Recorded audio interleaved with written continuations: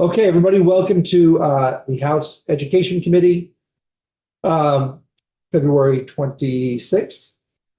Hope I'm right on that. Anyway, for 27th, for our final block today, we have folks from the Vermont Special Education Legislative Advisory Committee. Actually, I suspect I have that wrong. I'll let you correct me. This is just for the committee context and for you folks as well. So obviously, special education funding is one of the still unaddressed parts of Act 73.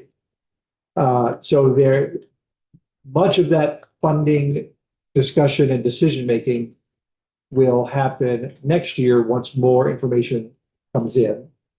We have had testimony from folks about the numbers, but also, about important things such as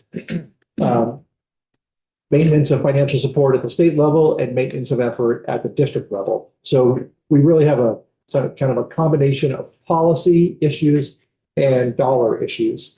So anyway, these folks would like to or want to come in and testify and give us some advice on how to move forward.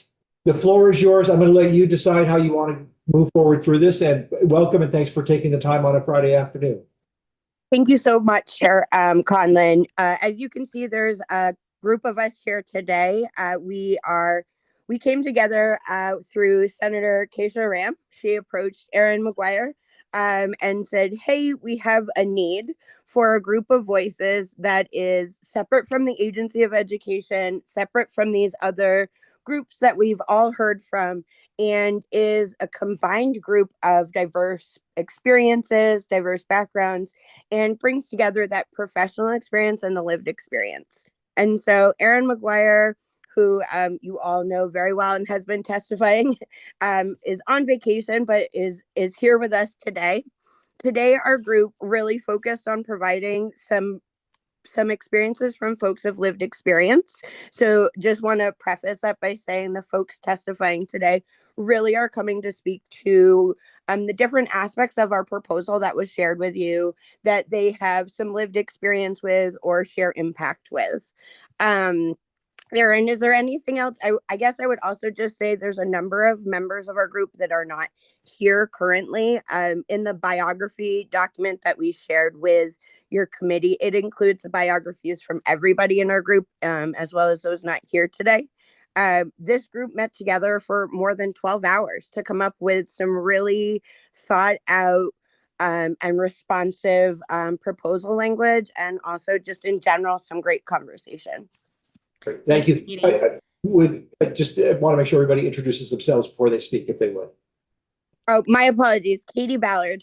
I am one of the co-chairs for this group, as well as a parent advocate and the chair of the State Special Ed Advisory Panel. And I live in Essex, Westford, Vermont. Why don't we let do you want us to all introduce ourselves before we start anymore? Sure. That'd be great. Yeah. Great. I'll just reintroduce myself and reiterate that I think Katie has done a good job at sharing where this group came from and the concepts behind it. I'm Erin Maguire. I am the Director of Equity and Inclusion and Co-Director of Student Support Services from the Essex Westford School District. You all have heard from me a couple of times over the last few weeks, and my voice will not be particularly present today. I'm here in support of these amazing people who have worked with me and a couple of other special education directors and teachers, parents, advocates, and just super grateful that this group came together to come up with some collective recommendations that we agree on. This is a diverse group of voices, and I think it's a unique group. We are self-named, just to be clear. No one tagged us as the advisor to the legislature for this purpose, but we decided that it was important for the legislature to hear from a collective group of diverse voices as opposed to some of the silos that you so often hear from. I'll hand it over to Kelly. You're next to me, and you can introduce yourself. Thank you, Erin. My name is Kelly Cray. I am an English language acquisition teacher, a neurodiversity studies educator, and the EL coordinator for an independent school serving the public through Vermont's tuitioning system. I also identify as neurodivergent and disabled. And I will pass it to Palace.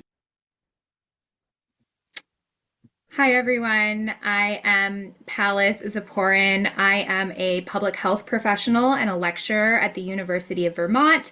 I'm also a former school board member in a large district in the state of Maryland, and I am the parent of 3 boys in South Burlington.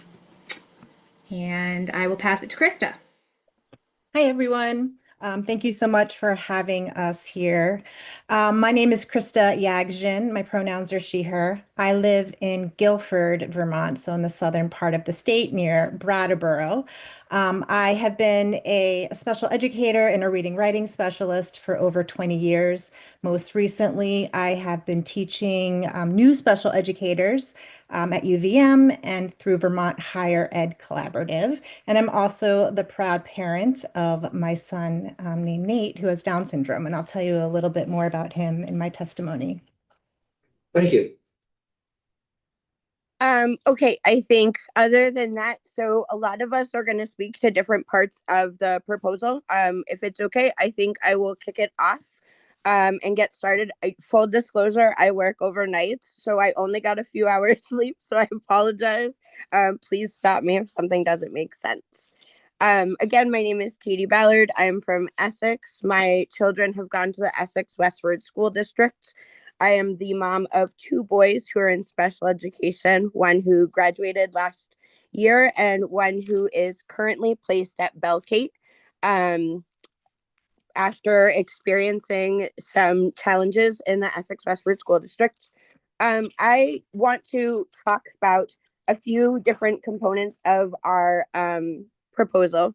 The first thing I really want to share is, as a family who's experienced homelessness in the past, part of our proposal includes some reaffirmation of civil rights and IDEA compliance. One of the things that I do outside of being a parent and an advocate here in Vermont is I also work with an organization called the the Council of Parent Advocates and Attorneys.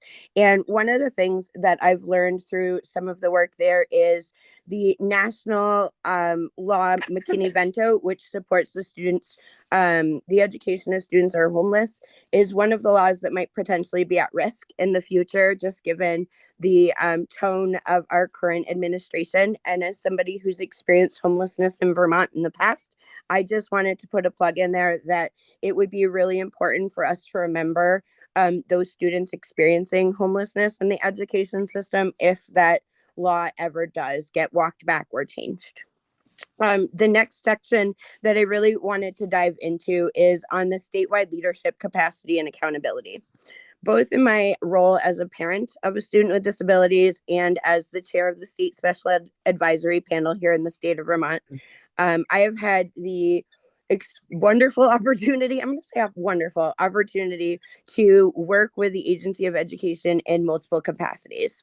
One of the things that I want to just share that I don't think is a surprise to anybody, but the constant turnover in the special education division at the Agency of Education is harmful to the families and students with disabilities trying to get educated across the state. A lot of the inconsistencies in implementation or follow through of different policies or practices or conversations tend to get dropped every time we get a new state director of special ed. In my role as chair, I have worked now with 5 state special ed directors. And every time that happens, it sets our panel back at least 4 or 5 months, if not longer. And it leads to a lot of breakdown of conversation, especially related to accountability. The other issue that we've run into, I think Erin mentioned it a little bit, is we've seen a lot of silo, especially as it relates to special education. In my role as chair and as an advocate, one of the things that I am a huge huge passionate advocate for is the intentional inclusion of voices with lived experience. In the AOE, oftentimes they hear from the same voices. We all know the V's, love the V's as we have them represented in this group. But it would be great to see a different set of voices and a different intentional proactive inclusion plan to make sure those with lived experiences are in the room where conversations are happening. I also want to just briefly touch on the therapeutic schools and continuum of placements, as I know a couple of my fellow colleagues are going to talk on this more. As a parent of a student who's currently placed in an independent school at public expense, I just want to mention that when we're thinking about lifting the moratorium or what our next steps are going to be for students who are publicly funded students in independent or therapeutic schools, we need to think about the accountability structure that those schools have for the services and the experience that they're providing to our children. As somebody who has a student in an alternative school or an independent school, it is really hard to know that there is often this, I'm going to say, gap between what your local school district thinks or believes is their responsibility as it relates to the individualized IEP, and what the independent school believes they are responsible for. And so just making sure that there is oversight and accountability for all students in all of those programs would be really recommended. The other thing I just want to touch on is we talked about home placement and services. There are far too many students and families, especially of those who have disabilities, who are at home, who are in home placements or tutoring programs because there are not any available placements. Those students are not getting the adequate services. The tutoring isn't appropriate or meaningful in a lot of cases. One of the things we've done as a panel, and I know we talked about as a group, as a committee here, is how do we monitor those numbers and ensure that those students are being provided FAPE. That's something I know we are waiting to hear more information from the Agency of Education as they continue to work through whatever their strategic plan is called at this point. I'm going to let my fellow colleagues on here also talk about collaborative education service agencies, as that is definitely not something that I am totally on board with. But I think the most important thing to remember is as we're changing our structure, to think about all of the ways and places that people without power fall through the gaps, and to make sure that those people are in the room and having conversations with the decision makers to ensure that those voices aren't lost. The last thing I do want to talk about is special education parent advisory councils. I know I've testified about this to your committee in years past. In Essex Westford School District, we were the first district to uplift a local district level parent special ed advisory committee. I believe we uplifted it first in 2020 with our first meeting in 2021. CPACs are a local district level way to collaborate with families and school districts, and are oftentimes supposed to be represented or mainly led by, majority parent or people with individuals. My son came downstairs. I got distracted. Welcome to vacation week. Those CPACs can really create a place for parents to have a meaningful part of the process and a place to have their voice heard. As one of the folks who have been advocating for this for a long time, I've spent a lot of time researching the CPAC laws in other states. Massachusetts and New Jersey require them by law, which that makes it so there's a lot more strict parameters and kind of more rigidity in terms of how those can look. What we've seen across Vermont, and you have a number of folks on here who are in CPACs. Erin McGuire, of course, from EWSD, is one of the folks who uplifted the hours with us. So there's a number of us on here, and we all have very different CPACs. So you can ask questions about what they look like. We're more than happy to provide more information. But I would just continue to encourage us to create spaces where parents and people with lived experience are brought to the table and given an equal opportunity to provide meaningful feedback into the system before rules are put in place. That proactive, intentional inclusion of people with disabilities and their families is really meaningful, and the impact that it has can be long term. Lastly, I just want to share that one thing we need to think about as a state, and this is something that I'm only learning recently, is my younger son, who's in an alternative placement, is now talking more about the isolation and his experience when he was younger, being put in a seclusion room over and over every day for the first 2 years of his education. It became so normalized for him that we actually, as a team, had to work hard to get him to take instruction outside of that small segregation room. Far too often, these rooms are being used. They're not being used appropriately.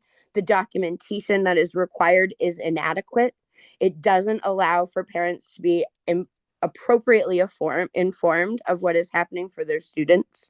It does not require districts to report to the Agency of Education certain circumstances that do not meet the threshold by law, but continued experiences that don't meet the threshold still impact students and the families that have to live it.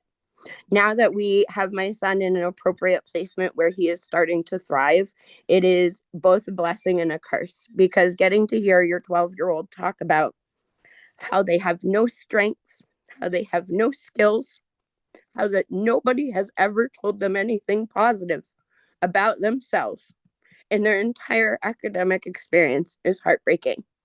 We need to do better for these students, and we need to have accountability structures to make sure these experiences are not happening, and to allow districts and LEA proper ways to handle them when they come up.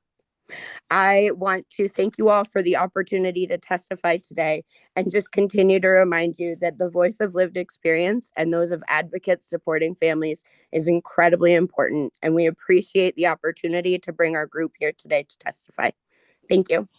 Great. Thank you, Katie, for preparing some pretty concise and well put input. Yeah. Who's next? I believe, I don't know if you had the list specifically, but I believe Palace. Was it Palace? I think I am next. Okay, Perfect. great. Hi, everyone. Yeah, thank you, Katie. I am, again, Palace Zaporin, and I am here today to share my lived experience navigating Vermont's special education system as a parent, and also to amplify the experiences of dozens of other Vermont families, and explain how these experiences directly informed the legislative recommendations that our committee has submitted to you. So in the summer of 2024, Vermont Digger published a story documenting what happened to my family as we tried to navigate Vermont's special education system. It became one of the most widely read pieces that year, and it prompted dozens of parents across the state to contact me with strikingly similar stories. In that Vermont Digger piece, it recounts a multi-year ordeal that began when my eldest child, who's now 10 years old, entered a public elementary school in South Burlington to begin his kindergarten year. And what should have been a joyful milestone quickly became a nightmare. Within months, our autistic son was spending near full days in seclusion in a windowless room.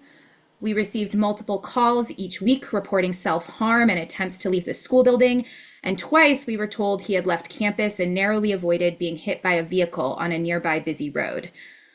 I did not know that a 6-year-old could experience suicidal ideation, and I learned painfully that they can.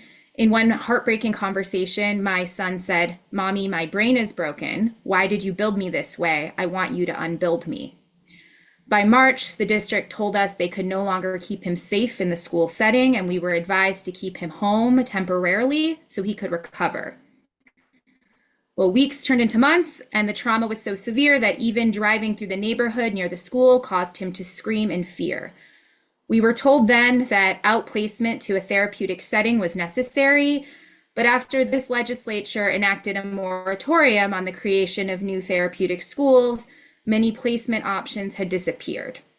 In Chittenden County alone, which is where I live, an estimated 100 therapeutic school slots have been eliminated over the last few years. As we waited, my son missed first grade, and then he missed second grade, and my husband left the workforce to care for him full-time in our home.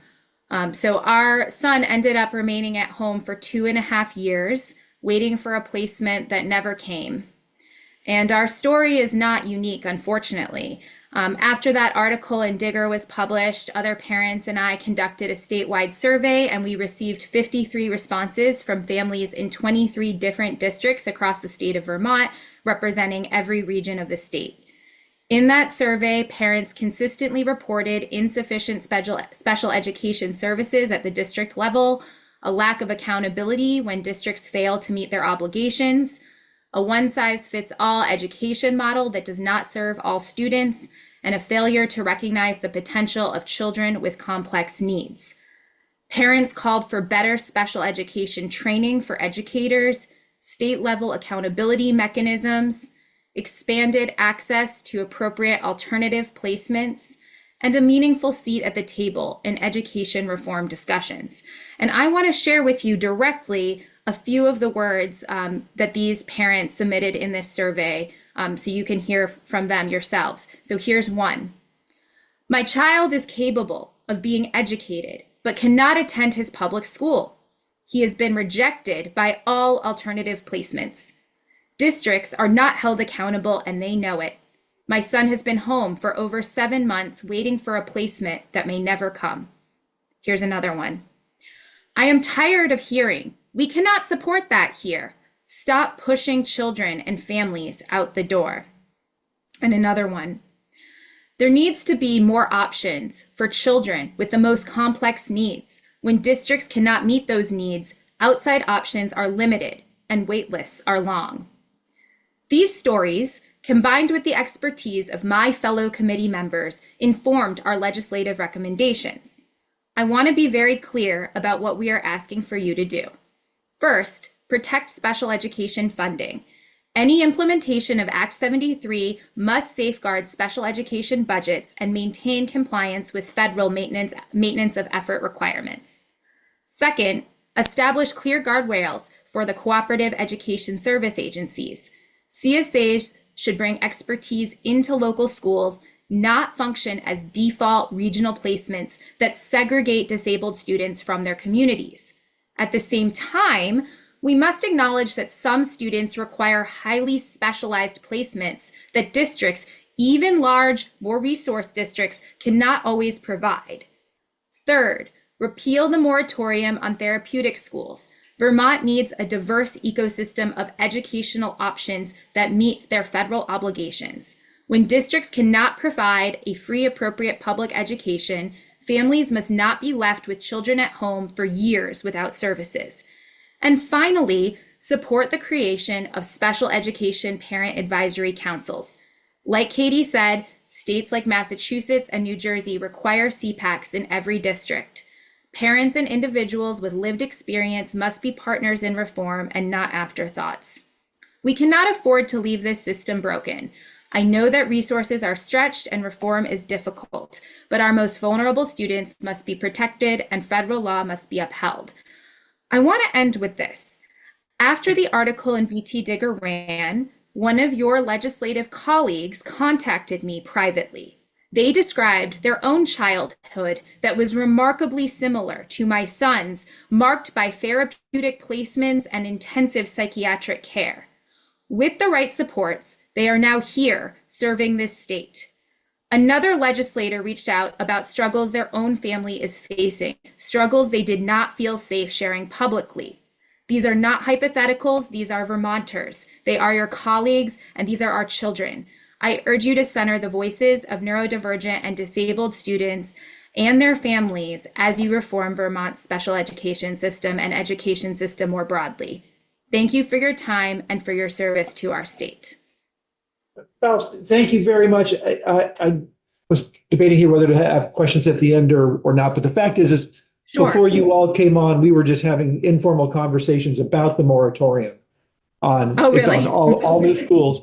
And I think one of the reasons why it sort of has sat untouched since it was first implemented is that nobody has really said, hey, lots of people want to open therapeutic schools, you need to lift the moratorium. In fact, nobody has. The only request we have is for one to buy another so that other one doesn't go out of business. So I'm not, I hear what you're saying, and I think the limited access that we have in the state is not good. But are new slots, are people, is there a desire for independent therapeutic schools to exist? I just don't know. Yeah, I mean, I would say, I mean, I could share my own experience with this, which was that as my son was home for 2.5 years and we were desperately looking for options, I started to investigate the possibility of coordinating the creation of a new therapeutic school that would serve our region. And I started to call people in other states to see if they would be interested in directing it and putting the pieces together. I secured a location.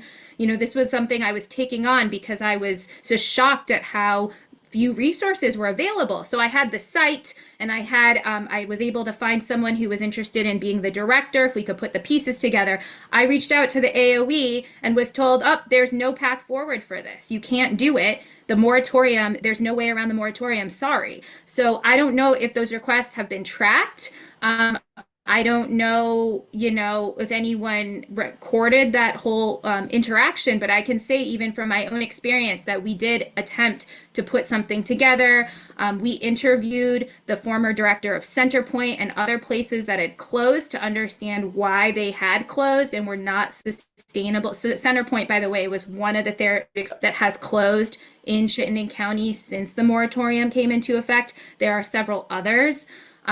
That's for a whole lot of reasons, including the shakeups in education during the pandemic and a lot of people leaving the education workforce, among other things. But I think when you speak to people in this area, we have a lot of parents and families who are on multi-year waiting lists. I mean, the average waiting list is over 2 years long to get into any therapeutic school.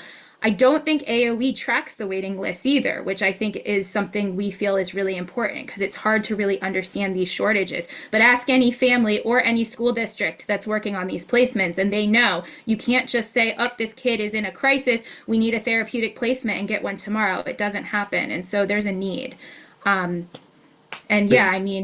that answers you. That's a really helpful answer. I think Aaron wanted to jump in. And then Katie. I was just going to say that EWSD has opened a 35 slot continuum in our own school district because of the challenge. And what I would just reiterate that Palace was explaining is that and I think Katie said it too, we really need sort of a whole variety of different types of placements. So even like the placements that we created in EWSD serve a solid group of students and different needs, but will not meet every need that ever happens in EWSD. And so because of that, I do think it's important that we have a variety of placement options.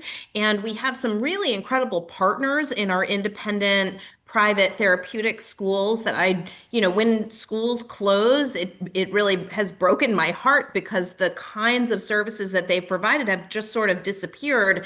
I do think that there would be more schools opening, both for the school side as well as the private side, if we didn't have this repeal. I mean, there's this sort of perspective now that thou shalt not ever open any of these, and it's really reduced the number of options for students. And I, though, do want to reiterate what Katie said, which is the accountability system on top of it really needs to be solid. So I just want to make sure you hear that the recommendation from us is not just to lift the moratorium, but also be very clear and increase the accountability system around it. Great. Thank you. That was really helpful. Katie, do you want to on that? I do. I just want to jump in and add a couple of things. One, I think it might be important to just remember there has been a challenge with the therapeutic school and independent school process long before the moratorium went into effect. And one of the things that I've heard, and there's a school director, she used to work in the public school. She actually left and started her own alternative placement. The process that she went through before the moratorium was mind blowing. She actually came to the state special ed advisory panel multiple times to talk about the lack of support from the AOE, the changing process, the lack of transparency, the lack of understanding from both the AOE and other staff on what the process looked like. So I do think it's just important to remember that there may have already been some challenges with the system and the structure that we had in place. And I think that's made it harder for other people to want to open these new placements, because it's also a matter of there's a lot of different opinions about how things should be handled and what that should look like. And I think new schools, especially after the Inspire School incident, have been hesitant to jump into that conversation with the state of the AOE on top of the moratorium. So I just wanted to add that. And also, I know Chris Benway has been testifying, but she's not here. And we would be remiss not to mention this impacts students outside of Chittenden County in a much more significant and different way. They don't even always have they don't even have 100 beds, or I'm sorry, 100 placements to send students. So I just think it's really important to remember across our state, we have a very different experience with access as well. Yeah, great. Thank you. Thank you. Krishna, I think you're up next. I am. Thank you so much, Chair Conlon. I am also here to share my lived experience related to special education in Vermont, and I'm so grateful for the opportunity to do this. So again, my name is Krista Yagjian. I live in Guilford, Vermont. I have worked as a special educator, as a reading writing specialist, and most recently I have been teaching new special educators in higher education. As I shared, I'm also the parent to my very determined, he's very curious, punk rock. I'm not too crazy about that. Music loving son, Nate, who is 17 and who has Down syndrome. And for those who are unfamiliar with Down syndrome, this means he has a chromosomal anomaly that has resulted in 3 of the 21st chromosomes. So this means he has an intellectual disability and a variety of multiple additional health issues. Nate is currently a junior. He's in 11th grade at Brattleboro Union High School. In addition, I serve on the State Special Education Advisory Panel. We call that the SEEP. You have heard about that from Katie Ballard, who is our chair. And I'm also on the Wyndham Southeast Supervisory Union Special Education Parent Advisory Council. So following Katie and the work in Essex, we also developed a CPAC. Both the CPAC and the SEEP are essential for elevating voices of parents, of caregivers, and of individuals with disabilities. And it ensures that policies and practices reflect the needs of those most impacted by these decisions. And CPACs in particular, I'm a big fan of them. They bring parent voices into district planning. They clarify and help parents and caregivers understand the policies and practices that are happening in their district. They allow us to connect to one another, which has been super important. And I really think that it improves communication between families and schools. For example, most recently, something that happened in our group, our CPAC identified a need for really helping general educators be more prepared for IEP meetings. And so the administration in our district brought a presentation to our CPAC and asked us as parents and caregivers and community members, what do you think is missing? What do you think about this presentation? What for you and your experience would be better? What should we change? So I really want to talk about our experiences with inclusion and access for NAITS.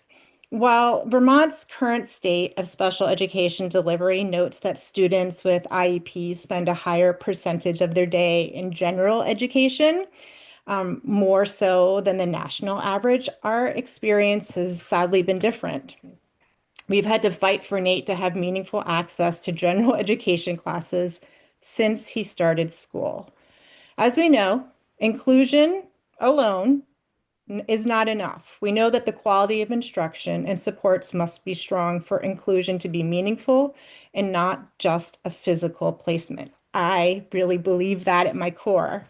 This year, when Nate returned full time to 11th grade, I will tell you, it was a bumpy, rocky start. The school expressed difficulty finding a skilled para because of the closure of the Inspire School, which we were just talking about in Brattleboro. This was a therapeutic school for students with autism. That school closed for a variety of reasons. You can read the report, but really due to a lack of adapted curriculum, inadequate documentation of student progress. Like I said, there were a lot of issues. My colleague, a local occupational therapist in this community, shared the challenges she had getting answers, really, for like who is responsibility for ensuring that these students are really receiving the education that they are supposed to be receiving. So getting Nate into, this is at the start of the school year, getting him, into academic and art-related general education classes was really challenging from the start. For example, I just want to share again our lived experience. He wanted to enroll in chorus, but he was discouraged to do so because of concerns around his ability to sing on pitch or to learn complex songs in German.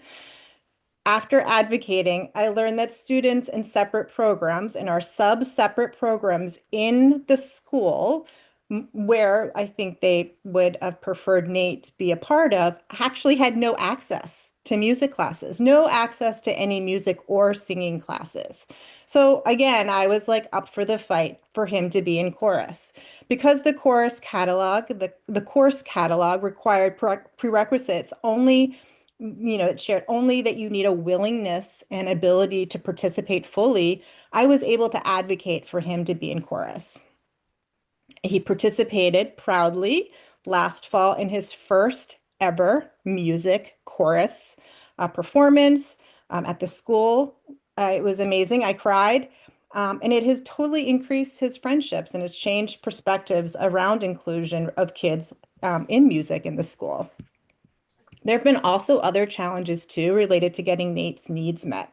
Despite having a significant stutter and language processing challenges, he was only offered one remote speech language session per week. So again, thinking about barriers schools are experiencing, there is no in-person speech language services offered for a student like Nate. He also has fine motor challenges. He doesn't have any handwriting skills, and he was only offered one remote, I think, consultative OT service by the district. It's always hard to know, like, is this because of staffing challenges or is this because of culture? Like, what are the barriers?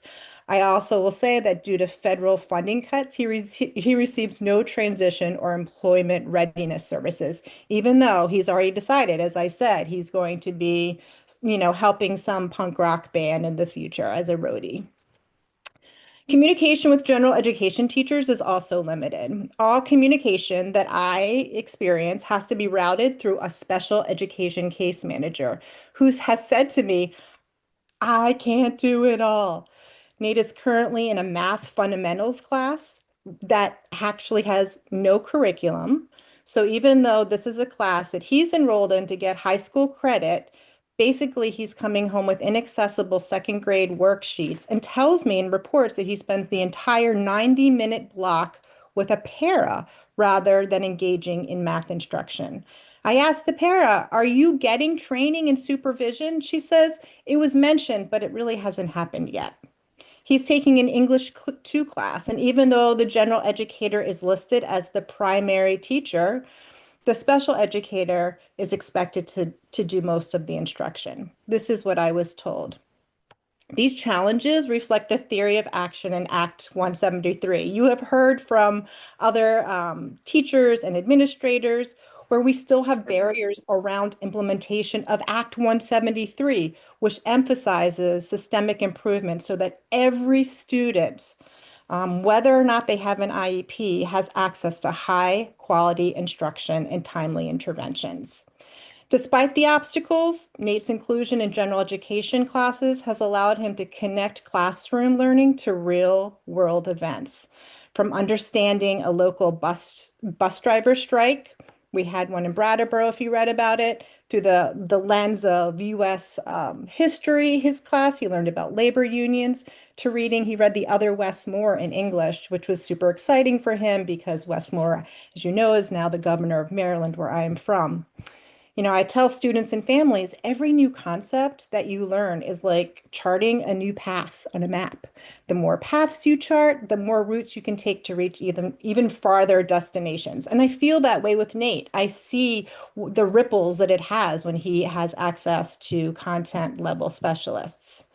In the past month, things have changed for Nate. Nate hasn't wanted to go to school. He has shared that teachers don't know the technology that he needs in order to have access to learning. They don't understand him, and that he doesn't have any friends to eat with at lunch. He's gone to the nurse, I think, I don't know, 5 out of the 8 past school days. And I worry that he experiences that the system just isn't prepared to support him. It's really heartbreaking to me because having him there is really meaningful to me as a parent and as an educator. So my recommendations, I will say that from both of my professional and personal perspective, I've experienced this disconnect between what I teach new special educators and what my son experiences, what is talked in committees and what actually happens. What I hear is recommendations from the AUE and then what our lived experience is. To better implement IDEA in Vermont, there's some things that I definitely think would need to happen. And there's so many, and I'm just going to share 3 of my priorities. One is technical assistance. Schools need regular, relevant support from the Agency of Education. As Katie shared, current staffing capacity at the AOE impacts this. This is something that really needs to be thought about and considered as we move forward, because without that, schools are not getting the supports that they need. Parent input. Policies and practices must be informed by those who have lived experience. Expanding CPACs in Vermont would provide a stronger parent voice in decision making. I hope that you continue to make the space to hear from those who are most impacted by decisions related to special education. And last, funding and MOE. Special education, I just want to tell you the culture of the conversation in my community, it's often seen as a taxpayer burden, which is really hard. It makes me feel like supporting children with disabilities, supporting children like my son and what he needs is a financial burden. I really feel this way as a parent. Funding formulas must protect maintenance of effort to ensure that all districts do not reduce special education spending to save money and that costs are not put in competition with general education programs. MOE protections are essential for guaranteeing students receive the services they are legally entitled to under IDEA. In closing, I just want to thank you again for taking the time to hear all of our testimony. I am so grateful for your work and the opportunity to share how Vermont can improve access, inclusion, and quality instruction for students with disabilities like my son, Nate. Thank you so much. Thank you very much, Krista. And thanks for to all of you for bringing up the CPAC concept. I think that as we consider newer, larger districts, which many fear sort of makes governance less accessible, that we need to think about ways to make it more accessible. And I appreciate you bringing up that topic as well. Yeah. I do Kelly, just want to mention on that, there's a lot of research and information that members of our group could provide you, as well as the Education Justice Coalition has a group that's working on it, and so is our state advisory panel. So just as you're continuing the conversation, if there's support or information or resources, that there are many of us that could help provide some of that with you. Thanks very much, Katie. Kelly, I think you are up. You may see me slip out the door. I have a meeting at 2. But I apologize for that. The vice chair will take over. No worries. I will keep mine pithy. So I'm here as both an educator and someone who's personally affected by the rhetoric surrounding disability in this moment. And I want to start by naming something that's often invisible in policy conversations. Advocating for yourself as a disabled person is not easy, even in the best of times. I'm 40 years old and I still struggle with it. It's hard to disclose your disability in professional spaces. It's hard to ask for accommodations. It's hard to hear praise when you don't. And it's hard to explain your needs without being reduced to them. Especially, it's hard as a child. And it's hard when public narratives suggest that people like you are burdens, cost drivers, or problems to be fixed.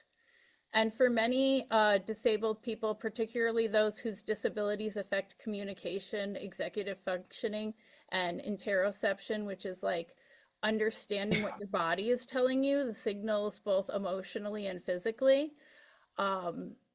The ability to recognize and articulate internal states.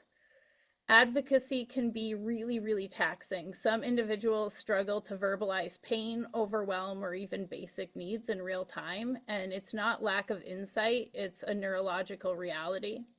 When systems become more adversarial or cost-focused, the burden of self-advocacy increases. And the people least equipped to fight loudly are often the ones that need the most protection.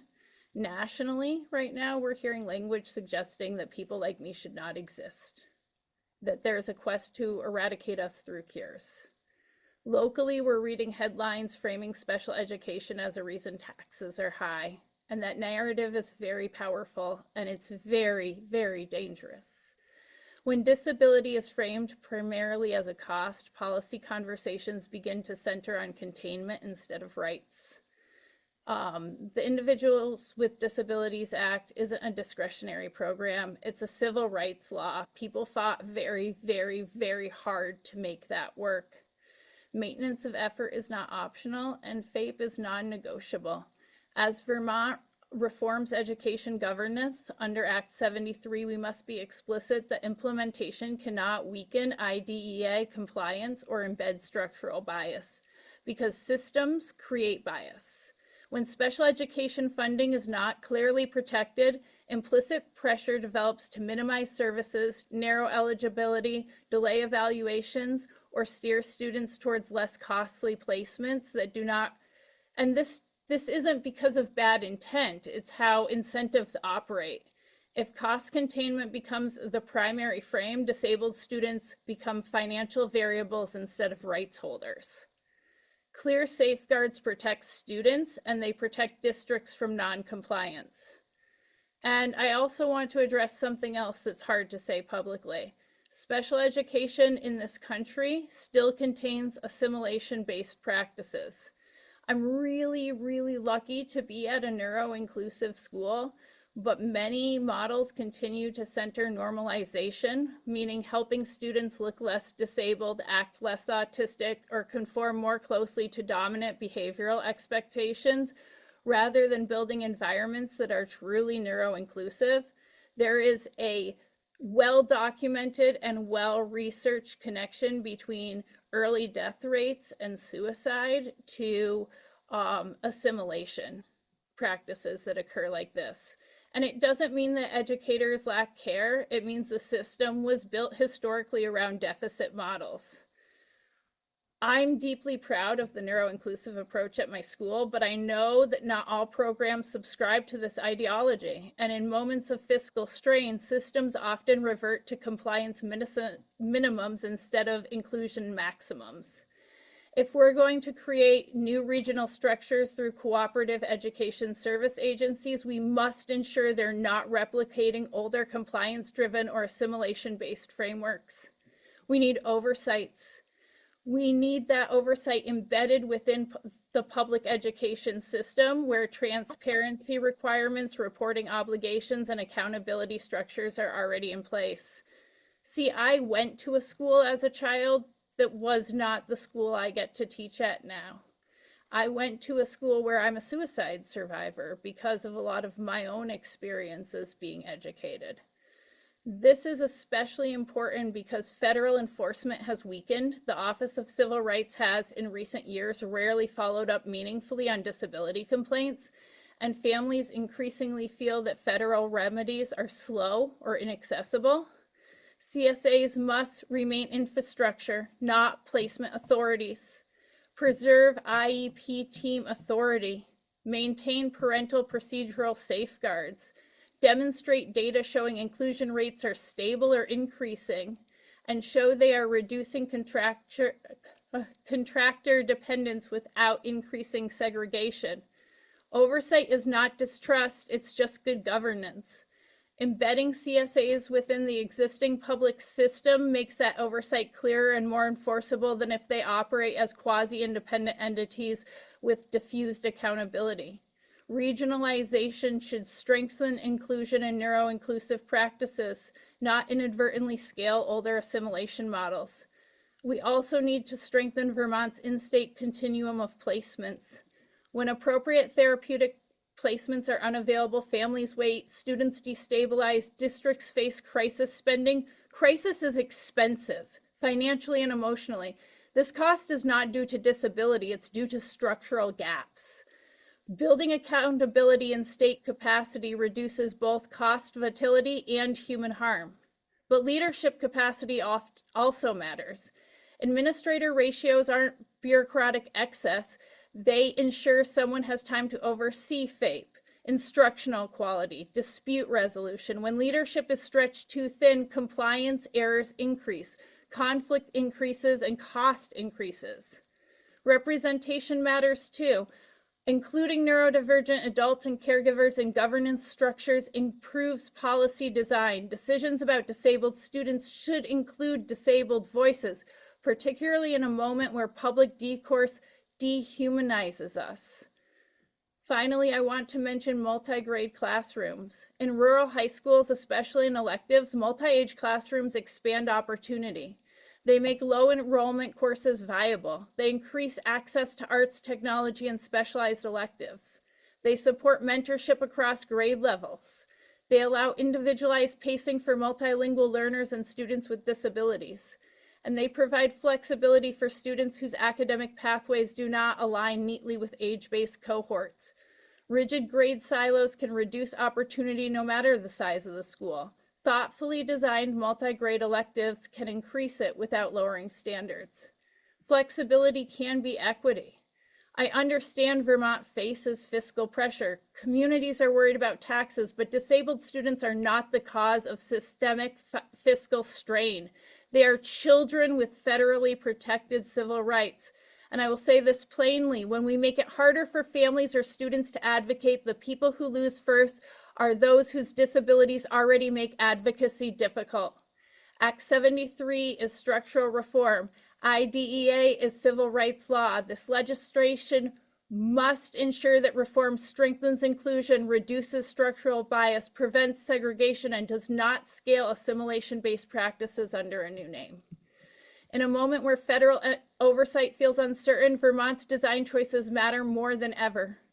Thank you so much for your leadership during this complex and sensitive time, and I'm happy to answer any questions. Thank you, Kelly. I think when we talk about the cooperative education service agencies, I think we are all envisioning them as you do, as sort of being additive and not taking on a role that should not be theirs. So I just want to assure you that that's not something that we contemplate and appreciate the suggestion of guardrails. And just before I duck out, I also just want to thank you. We do talk about special education as a cost driver, in part just because the numbers show that it is. But I appreciate the reminder that how we talk about that really matters. And so we appreciate that input. Just want to throw out to the committee for any other questions or follow. Yeah, go ahead, Erin. Before we do that, I just, Chair Conlon, want to remind us of the impact of the census model from Act 173 related to special education as a cost driver, and remind the committee that special education has grown 12% over the last 5 years, with a total overall increase in spending at 37%. And so I do continue to worry about placing the language of cost driver into special education in this moment in time, given the variance of the cost increase of special education compared to the rest of education. And that includes considerations for the healthcare increases within the context of special education as we think about the increase. So I do feel like special education has, over the last 4 or 5 years, really sort of shifted the curve in a way that the rest of education hasn't. And while I understand special education is a cost, the concept of driver at this moment in time has shifted a little bit for me after reviewing the Agency of Education report on that issue. So hopefully that's helpful. I really appreciate that. It's a good dose of reality. I just, the characterization of especially the extraordinary costs as not a cost driver, but as a structural crisis is, I think, probably a much better way to describe it. Because we are unable to provide many of those services sort of where they need to be provided. We have to rely on a system that doesn't have them, and therefore it's expensive. Yeah. And I think what you said, Kelly, about the crisis being expensive is really important. And I see you made it into school there today. Good job. Anything else? Oh, and I just want to clarify something about the funding. Yeah. I just want to make sure that we're hearing you correctly, that you are cautioning against sort of lumping in the sort of cost of special education as a weight along with the rest of the foundation formula, because it would, I think in the term you used, be in competition with other money. Would sort of the maintenance of the system that we have today under Act 173 with the Census Block Grant, is that a better option? This is still something that's very much in discussion.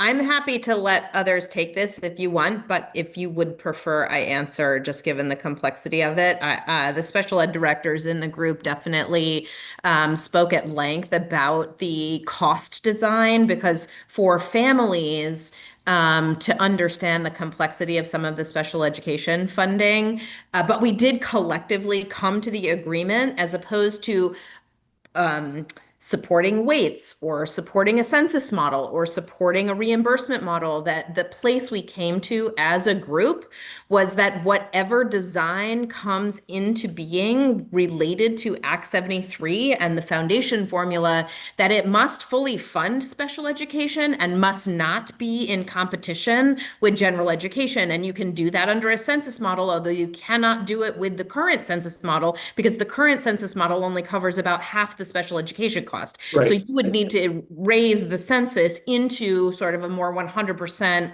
cost, providing cost and money to cover special education spending. I think, though, it is also worth knowing for this committee that Emily Kornheiser and Lori Houghton had asked for the maintenance of effort language that was developed by this committee and has been provided. There is a bill in it hasn't been looked at by Ledge Council. It's just those of us who are trying to put together language to help you think about how you might write a bill to adjust for the maintenance of effort necessity if you move into a foundation formula under Act 73. The special education funding will need to be separate from the foundation formula in order to not be in competition with general education. And that is the design of the bill that this committee put forward together as a group. I don't know if anybody else wants to add anything to that comment. I do just want to add that, and it's not necessarily totally connected, but I think it is worth mentioning. As chair of the state advisory panel I've sat in a lot of meetings listening to Agency of Education staff talk about funding, talk about different programs, talk about positions at the Agency of Education. And I just think it's interesting as we talk about special education as a cost driver, as we talk about all of this kind of in a negative way. One of the things we aren't hearing about is it sounds like there are times where it is possible that there is funding that maybe is special education funding dollars that goes to supporting general education programs or general education mandates and things like that. So I would just also put out there, if we were having more accountability on our financing and what is happening at the Agency of Education, some of that special education funding may not be as taxed by the general education programs that it is providing to. Thank you, Katie. Thank you all very much for taking some time with us this afternoon. Appreciate it. Thank you so much. And have you have a great weekend. Thanks. Thank you.